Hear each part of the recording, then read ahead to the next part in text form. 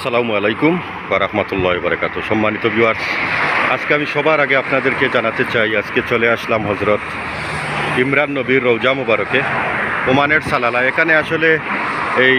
এখানে এই রওজা দেখার জন্য, হযরত ইমরান নবীর রওজা মুবারক দেখার জন্য কিন্তু বিভিন্ন জায়গা থেকে, বিভিন্ন দেশ থেকে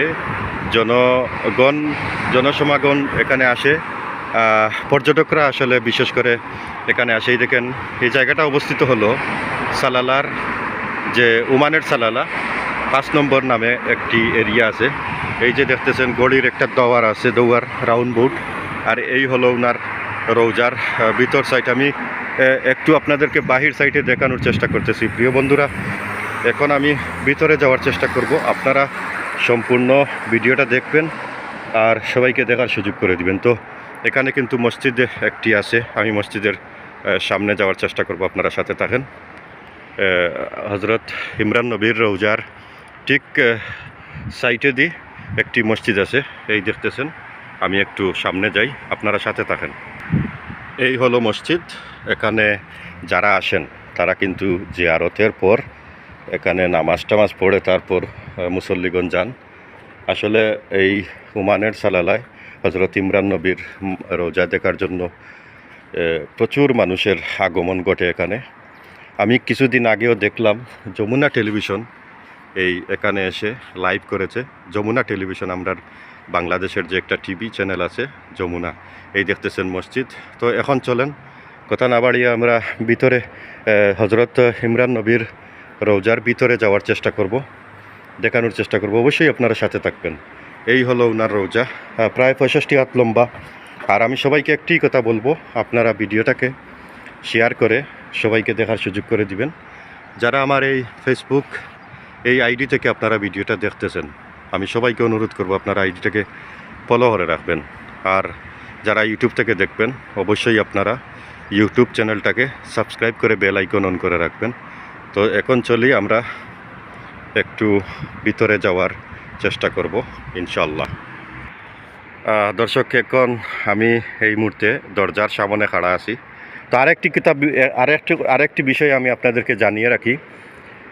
এত বড় একজন নবীর পবিত্র এই রওজায় আমাদের বাংলাদেশের হাফেজ এনামুল হক ভাই, উনি আসলে এখানে যে সেবায় নিয়োজিত আছেন, আমরা আসলে গর্ববোধ করি। আমি 2-3 দিন আগে যমুনা টেলিভিশনে ওনার একটি সাক্ষাৎকার পেয়েছি। আসলে এখানে যারাই আসেন, ইউটিউবার বা কোনো চ্যানেল আসলে ওনার সাথে কথা বলে যান। আমি এই দেখেন এনামুল হক ভাই, ওনার নসিব অনেক ভালো, একজন নবীর রওজায় উনি খেজমত করার সুযোগ পেয়েছেন। তো আমি সংক্ষিপ্ত আকারে শুধুমাত্র এনামুল হক ভাইকে একটি জিনিস জিজ্ঞেস করব, ওনার বাড়ি কোথায় এবং এখানে কতদিন ধরে উনি আছেন। বাস এই জিনিসগুলো, আমি ভিডিওটা বেশি লম্বা হয়ে যাবে তাই। এনামুল হক ভাই। আসসালামু আলাইকুম ওয়া রাহমাতুল্লাহি ওয়া বারাকাতুহু। আলহামদুলিল্লাহ, আশা করি সকলেই ভালো আছেন, আমিও ভালো আছি। যে আমি এখানে 6 বছর যাবৎ খেদমতে রয়েছি, আলহামদুলিল্লাহ। আমার বাড়ি হচ্ছে ব্রাহ্মণবাড়িয়া জেলায় আখাউড়া থানা, হীরাপুর গ্রামে। আলহামদুলিল্লাহ, আমি নিজেকে অনেক গর্বিত মনে করি যে একজন বাংলাদেশি হয়ে আমাকে যখনই কেউ দূর থেকে আসে জিজ্ঞাসা করে যে আপনি দেশ কোথায়, আমি যখন বলি বাংলাদেশ, এটা আমার কাছে অনেক গর্বের একটা বিষয় মনে হয় যে না, আমার দেশকে আমি প্রেজেন্ট করতে পারতেছি এখানে। এটা অনেক আনন্দের একটা বিষয়, আলহামদুলিল্লাহ। যারাই দূর থেকে আসে তাদের সাথে আমার কথা হয়, আলহামদুলিল্লাহ। আচ্ছা এনামুল হক ভাই, যমুনা টিভির মধ্যে আমি আপনার একটি সাক্ষাৎকার দেখেছি। ওনারা মনে হয় কয়দিন আগে আসছিলেন?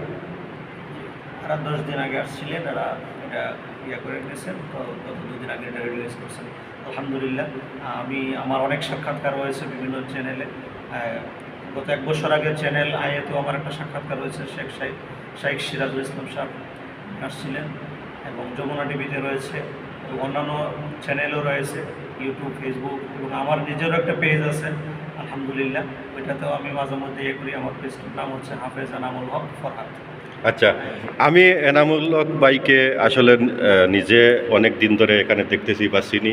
ওনার সাথে ভালো একটা সম্পর্ক আছে, আমি মাঝে মধ্যে এখানে আসলে ওনার সাথে কথা হয়।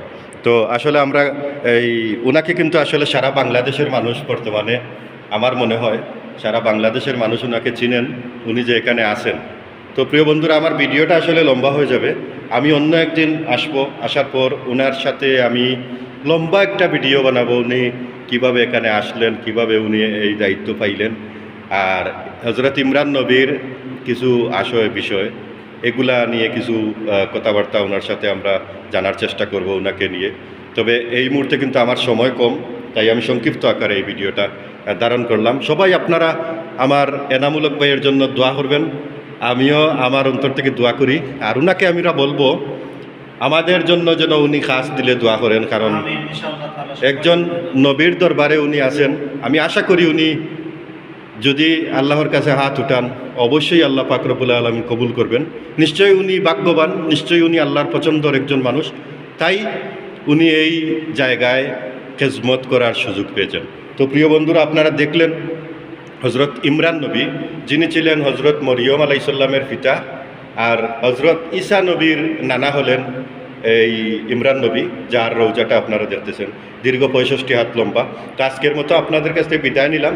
কথা হবে, দেখা হবে, কথা হবে ইনশাআল্লাহ অন্য কোনো ভিডিওতে। ততক্ষণ পর্যন্ত আপনারা অপেক্ষা করবেন। আর শেষ কথা হলো এনামূলক ভাইয়ের জন্য সবাই দোয়া করবেন। আপনি বিদায় নিয়ে নেন। জি ইনশাআল্লাহ তাআলা, আমিও সবার জন্য দোয়া করব, আপনারা আমার জন্য দোয়া করবেন ইনশাআল্লাহ। আমি সবার কাছে দোয়া চাই।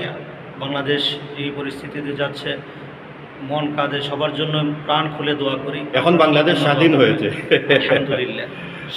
যাই হোক, আমি আসলে এখানে বারবার আসছি, আমি বাংলাদেশের জন্য দোয়া করেছি যে বাংলাদেশ যেন স্বাধীন হয়, এই গণহত্যাকারী, এই দুষ্কৃতিকারী এই সরকারের হাত থেকে যেন বাংলাদেশের মানুষ রেহাই পায়। তাই আল্লাহ পাক রব্বুল আলামিন আসলে কবুল করেছেন। তো সবাই ভালো থাকবেন, সবার জন্য দোয়া রইল। আল্লাহ হাফিজ। আসসালামু আলাইকুম ওয়া রাহমাতুল্লাহি ওয়া বারাকাতুহু।